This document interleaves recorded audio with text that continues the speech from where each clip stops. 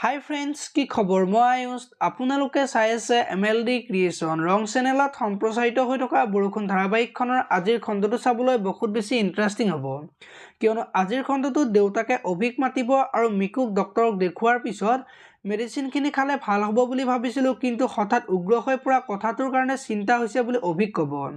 আৰু তেতিয়া অভিও চিন্তাত পৰিব। এতিয়া বাৰু অভিয়ে দেউতাকক মিকুৰ বিষয়ে কি ক'ব দেখিবলৈ পাব আজিৰ খণ্ডটোত।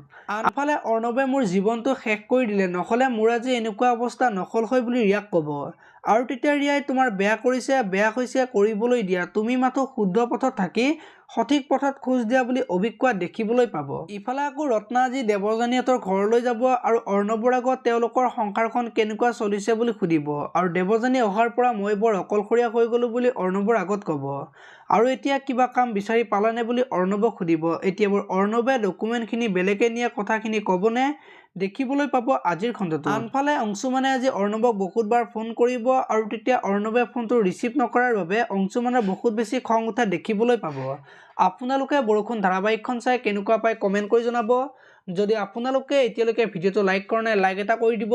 আৰু যদি চেনেলটো প্ৰথমবাৰৰ বাবে চাই আছে তেতিয়াহ'লে চেনেলটো ছাবস্ক্ৰাইব কৰি বেল আইকনটো প্ৰেছ কৰি দিব। ধন্যবাদ।